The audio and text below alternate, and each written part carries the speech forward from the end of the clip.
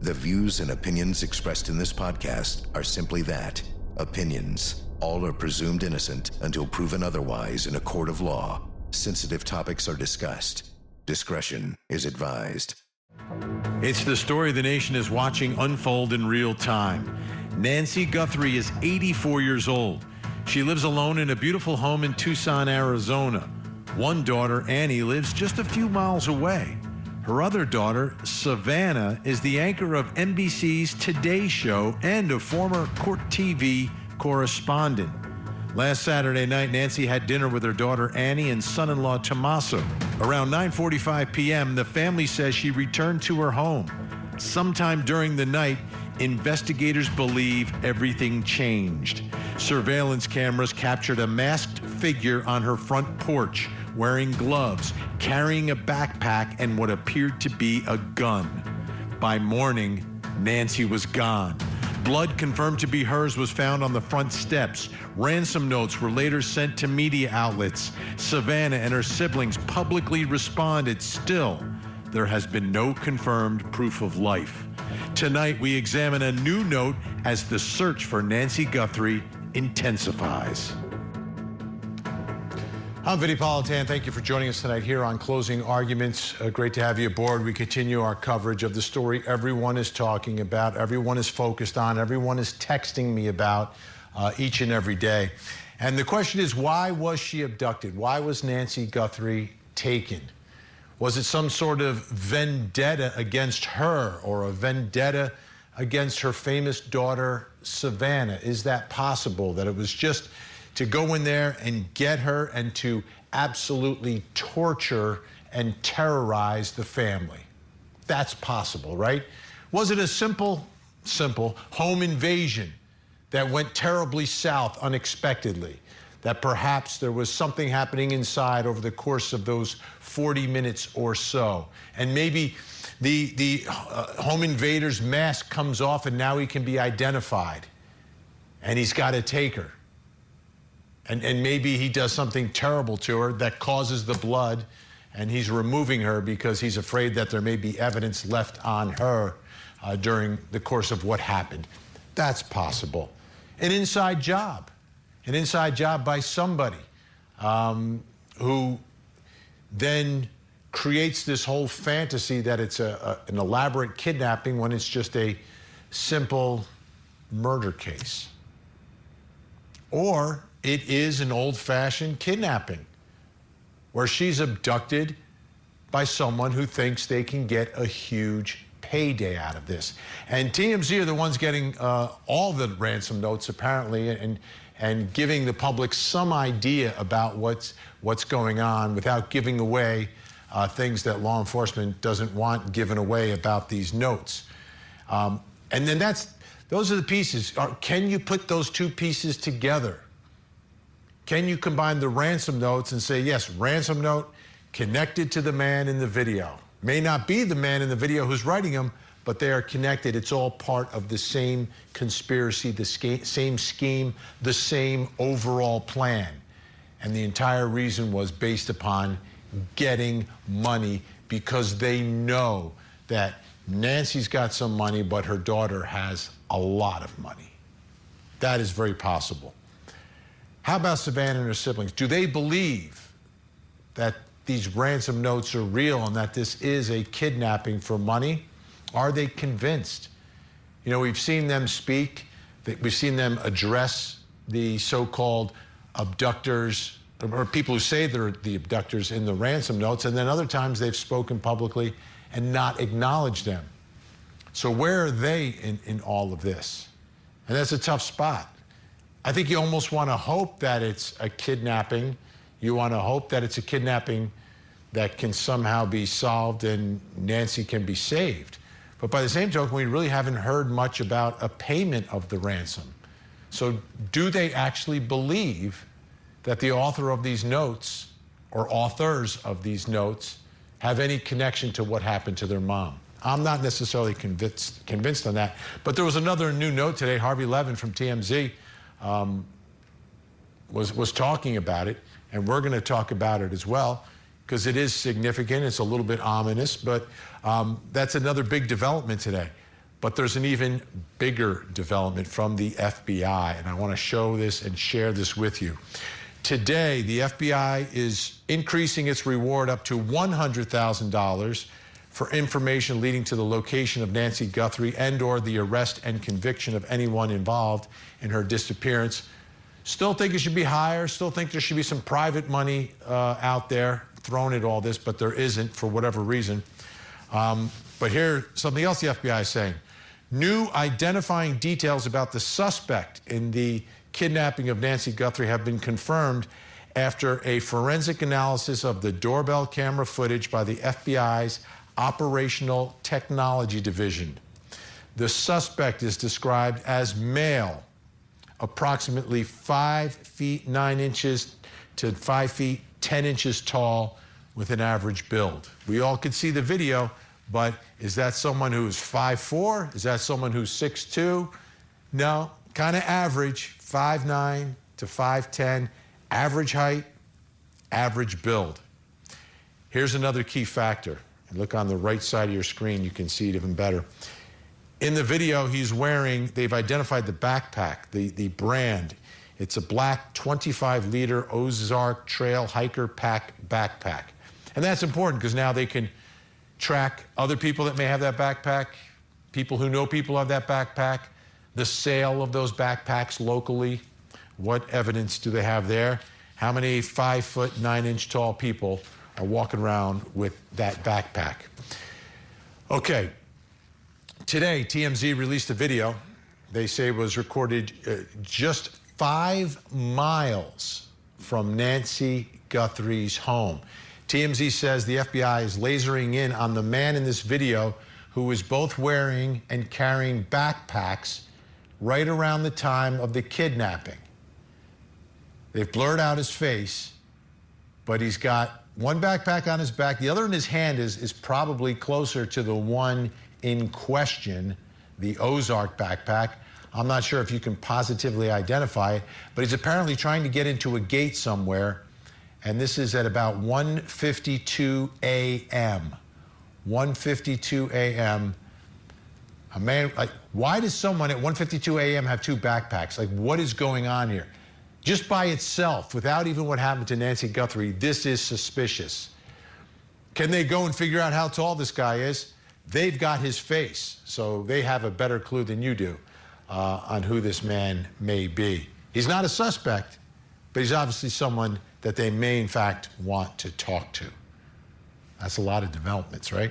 Let's bring in our think tank. Joining me tonight, criminal defense attorney, legal analyst Carmen Rowe is with us. Also joining us, criminal defense attorney Sydney Rushing, and finally, attorney Ali Benevento is here. Great to see everyone tonight as this continues to play out in such a public way, but you've got a public figure, and it's a desperate search at this time. Your thoughts about this new information that they've been able to glean? How significant do you think it is? And do you think there are people out there who may want to now, with $100,000, maybe turn in their neighbor, turn in their cousin? What do you think, Carmen? You know, I'm curious as to whether or not this new note, which is asking for, I think, $67,000, which is over what the original $50,000 was, if that was the catalyst for them raising it to $100,000, that maybe this amount of money is something that'll motivate people to come forward and give information. But at this time, obviously, excuse me, we're still speculating about a lot of things, but it's incredible we're on day 12, but it looks like we're getting a lot closer to getting answers with this new footage that you just showed from TMZ. Really incredible. Yeah. Is there any innocent explanation, Sydney? 1:52 in the morning, 2 backpacks and kind of milling around, trying to get into some gate and then getting frustrated and leaving? Like, what's going on in Tucson? Yeah. So the thing is like, it looks suspicious just because of they see the backpack and they see the timing. But with that could be something that is totally innocent, nothing wrong with it. They could have been meeting somebody, they told them to come in one way, to their home this way. There's a lot to it. Let me throw this out, Sydney. Let me throw this out, Sydney. This is the biggest story right now, right? It's everywhere. If you're in Tucson, it's everywhere and then some, right? This person is going to see this video online or on television. If you see yourself in that video and you're 1,000% innocent of the kidnapping of Nancy Guthrie, do you just make the call yourself? Oh, 100%. And if no, wait. There's part two. And if no one calls, does that make him more suspicious? I wouldn't, I don't think it makes him any more suspicious than, it would. But obviously, if that was me, right? And I see myself on camera and I'm like, I have absolutely nothing to do with this, I'm immediately calling and I'm going to talk with them. And I think that's why we see the video is blurred out. It hasn't been, unblurred so that way everyone can see it, because they don't really have enough here to say that he is a suspect. He's a person of interest, obviously, but I don't think there's enough there to take him to the level of suspect just because he has a bag. Because again, we're looking at the height, the body build, the clothes he's wearing, because the one in the video there was wearing different clothing, which obviously you can change, right? But there's a lot here, and there's not just one or two 5'9", men that have this bag. This is a common bag. There's no special markers on it, no patches that would make it stand out. So that's what makes it much harder. But of course, that person's a person of interest. Yeah. Allie, if this person of interest, right, and again, could be 1,000% innocent, right? And that's, again, why they're blurring his face. They don't want the public going after this guy. But if he came to your office, what would you tell him to do? Well, it would depend why he came to my office. But listen, I can look out my window. I'm not a good sleeper. I can look out my window on any given day at 1, 2 o'clock in the morning. And unfortunately, I will see people walking down the streets with backpacks. This could very well be someone who was looking in cars or, looking for loose change. It may have absolutely nothing to do with the disappearance of Nancy Guthrie, or it might. And I know that the police probably want to find this person and talk to him. But, to the point earlier that if you had nothing to do with it, wouldn't you just, walk into a police station and say, I had nothing to do with it? Well, I think the answer to that question depends on how much do you trust the police? Because right now, like somebody said earlier, we're on day 12 here. The police are under a lot of pressure to find answers and to name a suspect to get answers. I don't know that even if I had nothing to do with it, that I have enough trust in law enforcement that I would just walk myself into a police station and say, I just want to let you know I'm not the guy. So I don't know about that, but I understand why law enforcement may want to talk with him, but I don't have a lot of confidence that this person is going to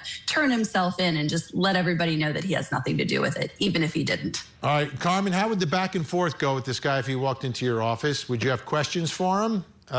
He paid your retainer. Don't worry about that. He paid your retainer. What's the back and forth, and what would you do going forward? Look, Vinnie, first of all, the retainer is the most important thing. Now we can have a conversation. But seriously, sitting down with this gentleman, look, I'm with Allie. We know who Carlos is. Apparently, law enforcement still has his phone. I'm not sure if he acquiesced to their show of authority or if they actually detained him lawfully. I don't know that they had enough to do so. So if this gentleman comes into my office, I'm going to tell him to act with caution, that he should go through an attorney, that we should talk about what role he has in being out there with 2 backpacks. I think it's highly suspicious. I don't live in a neighborhood where I see a lot of backpack carrying people out and about. And when you do, you call the police. That's suspicious behavior at 2 a.m. But particularly in light of the circumstances going on around you that we now know. But also from all the footage we've seen, this is a quiet, small neighborhood. So to have a gentleman of that age and size with 2 backpacks, yeah, I think he's got some splaining to do. So to me, we would talk in terms of, what are you doing there? Why do you have these backpacks? And why are you in my office right now? And make some decisions about whether the attorney-client privilege that we're going to keep sacred is going to be limiting what I would tell law enforcement if I had to versus what I would want to as a regular person. And in Sydney, it could be something like, and again, I don't know what he was doing. I have no idea. I'm just throwing hypotheticals out there. Let's say he's up to no good, right, out at 1:52 in the morning, but he has nothing to do with Nancy Guthrie. Do you tell him to come forward? Do you tell him to not come forward? What do you tell him? Right. And then, that's a little bit of a different circumstance, because if he's out there, he's like, look, I was breaking into these cars over here, but I had nothing to do with this. That's obviously much different, because then you're admitting to other crimes. And again, how Carmen and Allie were saying that, they have to tell him how to act a certain way, whether they're going to tell officers one thing or the other. It's very unique, and it's all very circumstantial. But in that case, if you are saying I'm doing these other things, right, you don't want to admit to that. You never want to admit to a crime. But, there's also some, hey, I want to clear my head, too. That's up to the client when it comes to that point. Yeah, it's like your alibi is, I couldn't have committed that kidnapping because I was breaking into this car. Breaking into cars. Yeah. Right. All right. I'd polygraph him. Okay. I would polygraph him, and I'd call law enforcement and see work what something happens. out. That was the case. Now, the person who sent TMZ an email asking for 1 Bitcoin in exchange for information about Nancy Guthrie's kidnapper sent another email to TMZ this morning. Here's what Harvey Levin reported. This morning, just after 8 a.m. Pacific time, he sent us this other email complaining that he is not being taken seriously. He says that he wants the Bitcoin, which is worth around $67,000, for several reasons. Number one, he says by coming forward, he will become as he puts it, a national rat. He also says, and this is a quote, he doesn't want to be, quote, incriminated like that guy Carlos.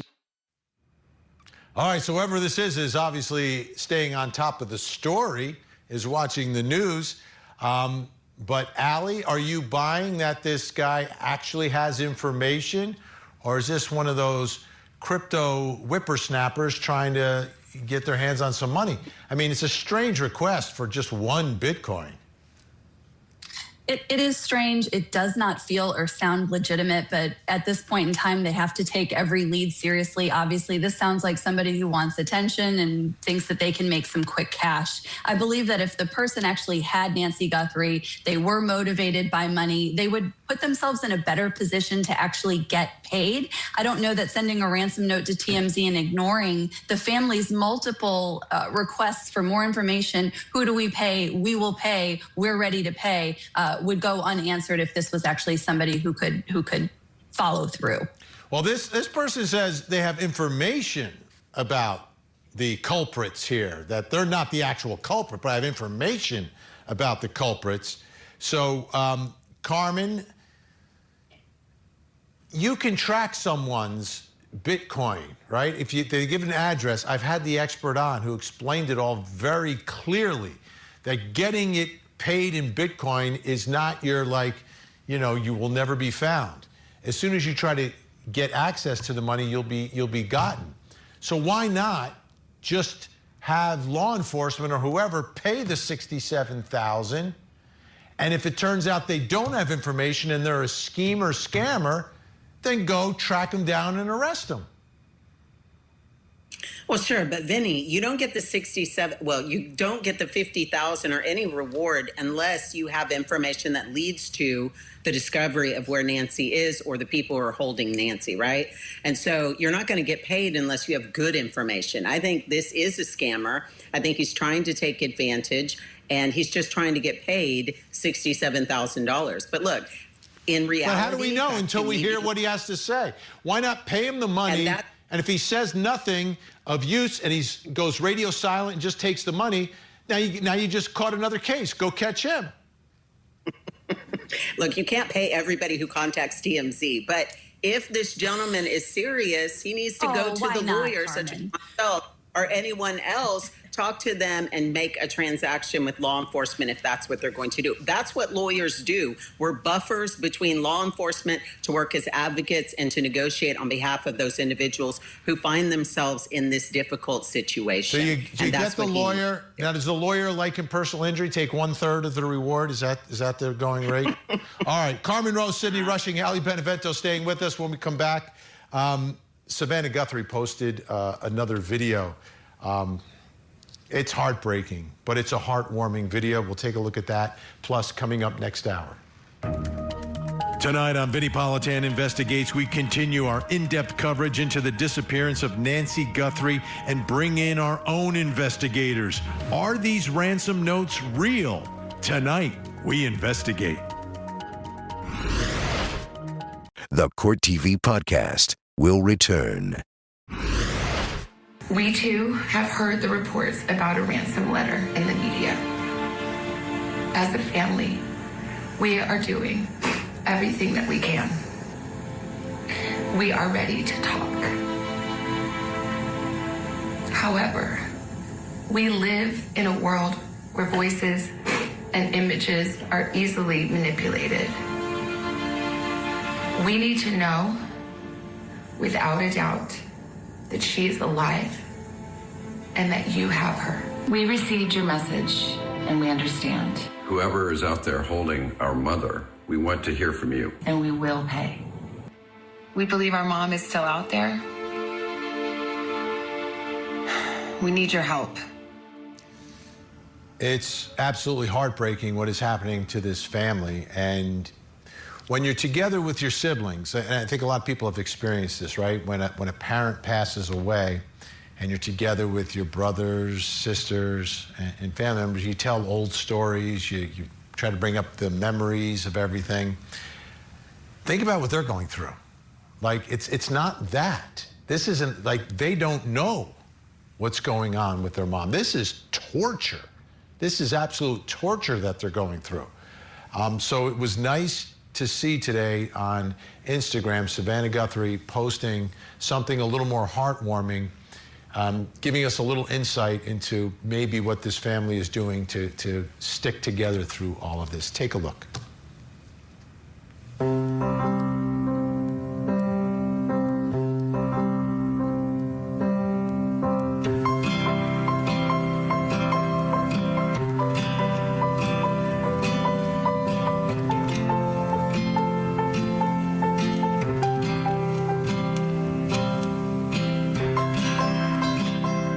And then there were some photos up there as well of Nancy and the kids when they're young. You saw one was in black and white, the old home movies. And hopefully they're sharing some moments like that, but still holding on to the hope that mom can come home, that Nancy will be returned.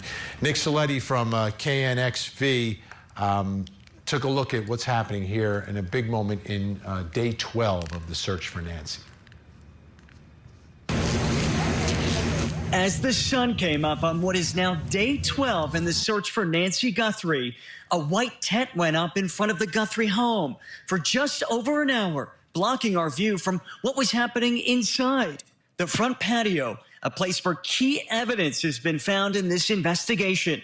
1 week ago, Pima County deputies confirming blood on the front step belonged to Nancy.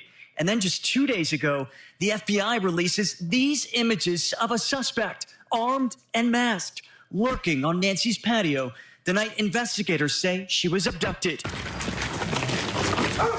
Wednesday, we were there as FBI agents searched Nancy's neighborhood again for any clues. So for the past 15 minutes, we've seen agents with the FBI searching Nancy Guthrie's neighborhood once again, apparently looking for something. They haven't said what exactly they're looking for, but we've seen them search through some of this desert landscape area up and around Nancy's home and also around her neighbors. It comes as neighbors continue to hold on to any hope and lift this family up with flowers, candles, and prayer. I think it's been very hard.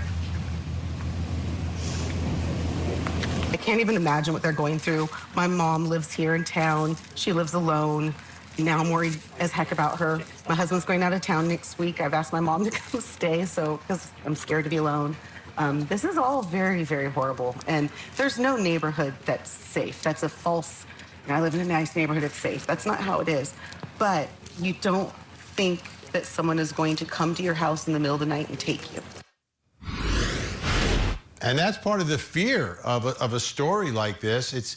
Yes, it's about Nancy Guthrie. Yes, it's about the family. But for folks who are watching this play out, especially folks who live close by, you start to internalize and personalize it, and suddenly you change the way you see the world, the way you see your neighborhood, the way you see a situation that you thought was fine is no longer fine. Like, this person now at this point, Sydney, is striking fear into the community because it hasn't been solved. And that's another reason why this needs to be solved.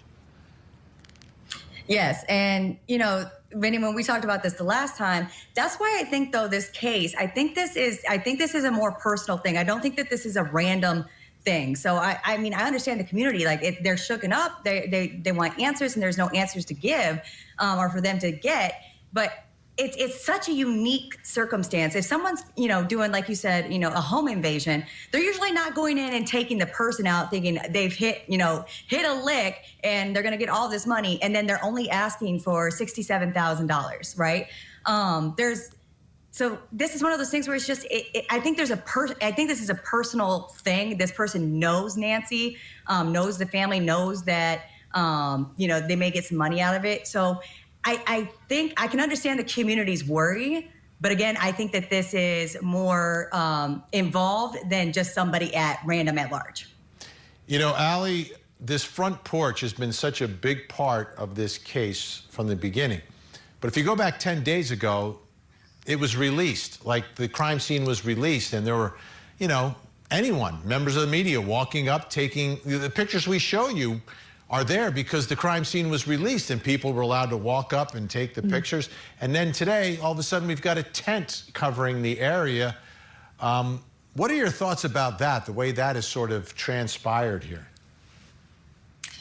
I thought it was very interesting initially, early on in this process, that they did open up the house and release it as quickly as they did. I found that to be incredibly unusual, especially given the level of uncertainty that surrounds this entire situation. Who is this person? Was it even a person? Because remember, early on, we didn't have that Ring doorbell camera footage. So, at this point, it appears as though they are going back and doing the things that maybe in hindsight they wish they had done initially, which is to take an incredibly close look at anything and everything that might give them some clues, because there's just so much uncertainty swirling around this entire situation. I think that's part of what, to Sydney's point, is making the neighbors and the members of this community so on edge. Was this a targeted attack? Perhaps. It certainly looks that way, but that thought and that uncertainty is what's making everyone incredibly nervous. Yeah, the one thing that makes me hesitate on the targeted attack here, Carmen, is the video of this guy. This is not like who is this guy? Like, has he ever done anything even closely, or her maybe? Some people think it's a woman. Like, have they ever done anything like this before? Do they look like they're dressed to do it before? Like, to me, that doesn't make, that's the part of this that's like, well, what's really going on here? Could it have been as simple as a home invasion? He's surprised that she's home. She confronts him. Something happens. The mask comes off. Now, all of a sudden, he can identify her, knocks her down. She's bleeding. He's afraid his DNA is on her. And then he's just got to remove her because she's evidence and she could incriminate him. Like, I think that's still possible. I don't think it's probable, but I think it's still potentially in play here. Sure, Vinnie. And look, it doesn't really matter, I don't think, why this man is at the home. Once we see this video, I mean, this is primal fear. This is the fear that is struck in anyone who could ever imagine having a stranger, for whatever reason, come into their home prepared to harm them, take them, etc., or murder them, right? And so this is something that you not only worry about for yourself, but for your loved ones. And if you told me that this was targeted because someone said something, did something, or because someone has a lot of money, that's not going to change the fear for me, for my loved ones, the people in the community, et cetera. I mean, this is a difficult case that everyone is watching so closely because it's everyone's worst fear that this could happen to themselves or to their family members. And the fact that we're still on day 12 and we don't have any leads, we don't have suspects, and we don't have anyone. It's like a ghost came in, took someone, left blood on the front porch, and they're gone. And that's something that is incredibly scary to everyone. Yeah. Sydney, I want to put this up real quick. It's from People magazine. Authorities are continuing to search Savannah Guthrie's sister Annie Guthrie's neighborhood in the hours after they released images of an armed figure potentially connected to their mother, Nancy Guthrie's disappearance on Tuesday, February 10th. Officials with the Pima County Sheriff's Office and the FBI were seen searching the neighborhood and asking neighbors questions. That's interesting. And they've also gone into Annie's house. They've taken mail from her mailbox. What's going on there, Sydney? Well, I've seen, some of the theories in this, and that and that Annie's husband is involved or potentially involved, or his bandmates. So that's why, you see them going in and asking the neighbors for, did you see anything this night? Did you see anything that was suspicious? Did you hear anything? They're going through her house. They're doing what they can, right? They're doing what they can to try and solve this, because at this point, they still really don't have anything. We have a video now of a person, but we don't have anybody to base that on. You can look at that video and think, those eyes, we can tell those eyes, or we think we see a mustache, but you just never know because of the mask. It does obstruct it. But at this point, they're following every lead and, really just at this point doing what they can to try and, get answers. All right, think tank staying with us. When we come back tomorrow, we will be on a verdict watch here at Court TV in the case against Paul Caneiro, accused of murdering his brother, his sister-in-law, his niece and nephew, then setting their mansion on fire, and then setting his own house on fire. We'll talk about it next. Now, back to the Court TV podcast. Can you rely on this DNA evidence to say that this man is guilty? The reliability of that is called into question by the transfer and the contamination I just mentioned. And it is also called into question with the fact that when they used the StarMix software for certain samples, they did not test anyone else's DNA against it other than Jennifer, Jesse, Sophia, Keith, and Paul. Why does this matter? Because we don't have, for example, Corey's DNA. We've had some lengthy closing arguments in a lengthy trial of Paul Caneiro, accused of murdering his brother and his family over money issues. Basically is the allegation that he was taking money from his brother, was afraid that in the future he would not have his job anymore, and this was a financially motivated mass murder of his own family members. Unbelievable. Well, the defense took some extra time, so it took a little extra time for prosecutors to finish up their closing argument. Let's take a listen. Just admit it. Admit it, and we're not here. Admit it to your brother. Do something about it. And we're not here.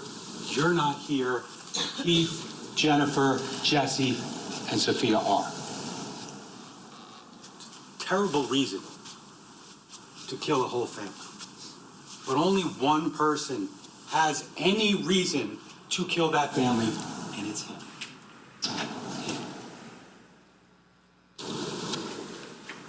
To the negative. And when we talk about Miss Wallace, and I won't belabor, but Miss Wallace said it best in openings when she talks about those 3 income streams that Mr. Caneiro has. He's got the payroll, right? He's getting paid. His family, he and his family are getting paid by Square One and EcoStar. He's got the disability, and then he's got the piggy bank taken from Keith. Those are the steady income streams in 17 and 18. Okay? If they get rid of EcoStar, he doesn't have that. If Miss Basu and Peter Simmons from Doris Duke say, you got a year or you don't have anything, we're moving on. He's got nothing but the disability. And it's not enough for the way he lives. It's just not enough. And he's not willing to make it work. Also, though, when we talk about motive, right, we know there's that $1.5 million from the trust account, right? And you really haven't heard us standing here. Ms. Wallace explained it in opening. We're not saying that, like, he killed Jesse, Sophia, Jennifer, and Keith for $1.5 million. That's part of it. I'd submit to you, ladies and gentlemen, that had to be the only reason that he went back inside that house or went inside that house. Because that's gotta be the motivation to go in and get rid of Jennifer, Jesse, and Sophia. He killed his brother. I mean, again, I said it yesterday, not justifying, but saying He purposely, knowingly killed his brother. And it doesn't make it right. None of this makes anything right. But like, that's why you heard all for 5 weeks, you heard about why it's so believable how he could kill his brother. It's so believable. Just understand the context and the build-up and the jealousy and the, I'm not doing this for you, Keith, anymore. I'm not coming over and fixing this, fixing that. You can understand that.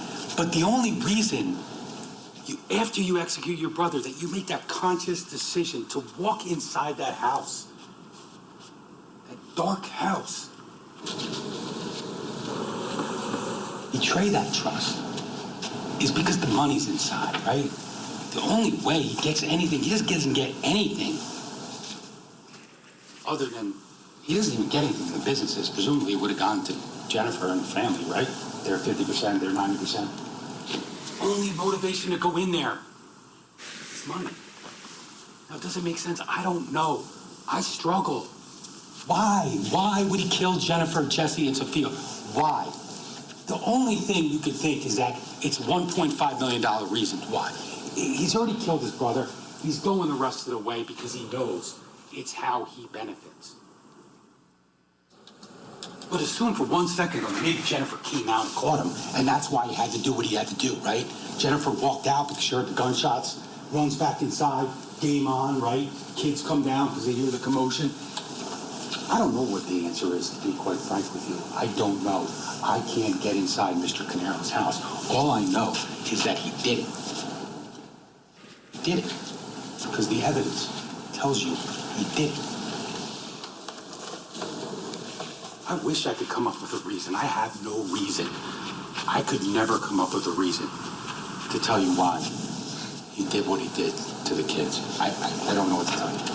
But he did it. He did it. Because the evidence tells you he did it. This shutting cameras off and DNA transfer, and God only knows why my niece's and nephew's DNA is on my jeans in my basement. You know, why would I lead police there? Maybe he tried to destroy it and he just didn't do a good job. But he did it. Great lawyers on both sides of this case. I mean, the closing argument is long, I get it, but very passionate, playing to whatever strength each side has. I'm just going to throw this out to all three of you. We'll start with Allie and then just take it over. What are your thoughts as we're on the eve of a verdict watch about this case? This could be an easy one, tough one for the jury.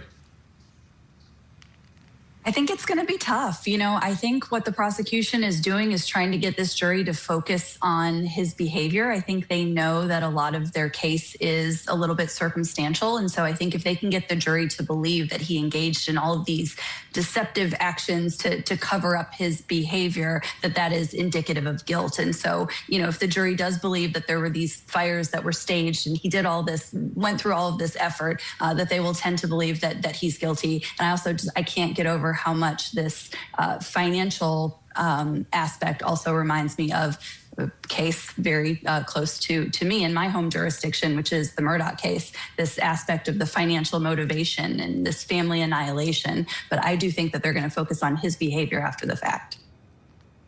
Right. And I think that the whole family being killed, I think, is something that is really working against him because, like they said, he is the sole beneficiary now of the $1.5 million versus what Jennifer and the kids would get, and he would get nothing.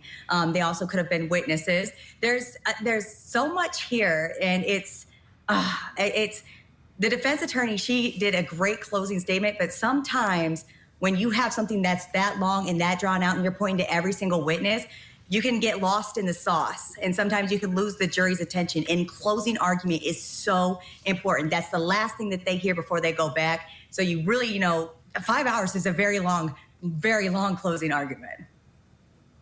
Too long. Yeah, I agree.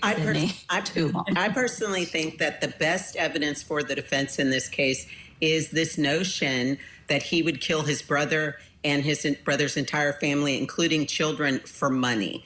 I think it's going to be difficult for the jury to wrap their head around it, just like it was difficult for the prosecutor to suggest that could be the only motive, even if it's $1.5 million. I think that's the best chance that the defense has of getting one juror to believe that there's reasonable doubt in this case.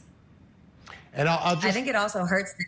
Oh, go ahead. I was just going to warn. Vinnie. I was going to warn the viewers that I don't expect it to be a super fast deliberation. Obviously, you don't know, but this was a long case with a lot of evidence and obviously some very long closing arguments. So it's going to take time just for them to wrap their arms around all the evidence and kind of figure it out amongst themselves. But go ahead. I don't know who's jumping in. Was that Allie? No, Vinnie, I was going to say, though, I think something that also hurt the defense is that the defendant didn't show any emotion. There was like no emotion happening when they were talking about the niece and nephew dying. I would be losing my absolute mind. If I was on trial and that's my niece and nephew that I'm alleged to have, killed, I would not be able to hold it together. There was zero emotion the entire time is how he looks, just very stoic and straightforward. And, that's not the best look, I don't think. But the pastel sweater really softens him for the jury. I think it's going to work. You don't want to wear a harsh color. All right, big thank you, Carmen Rowe, Sydney Rushing, Ali Benevento. Always great to have you here. When we come back, something else you need to know tonight. Tonight on Vinnie Politan Investigates, as the search for Nancy Guthrie and her abductors continues, the coverage on traditional media and social media is overwhelming. Are the suspects watching the coverage? Tonight, we investigate. This is the Court TV Podcast. Welcome back. Time to reveal something else you need to know tonight. Take a look. Big settlement. Who is that? That's Buster Murdaugh. The Murdaugh who didn't kill anyone in his family and who wasn't killed by Alec Murdaugh, his son, next to folks inside the courtroom during his dad's trial. He sued a bunch of media corporations, accusing them of defamation, all of this relating to portraying him as the killer of Stephen Smith. Well, guess what? He reached a settlement. They're not revealing the numbers there, but my experience tells me he did okay.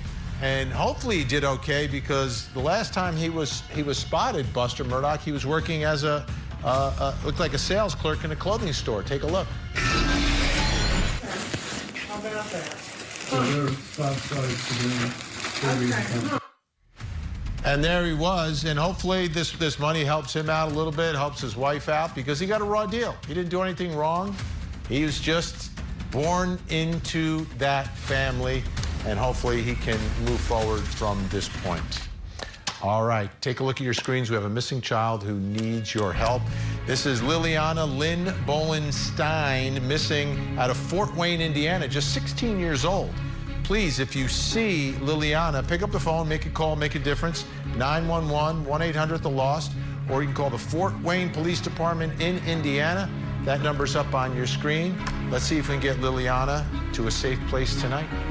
Don't go anywhere. We have another hour of live true crime. Vinnie Politan Investigates is next. In the meantime, please don't forget to hug the kids.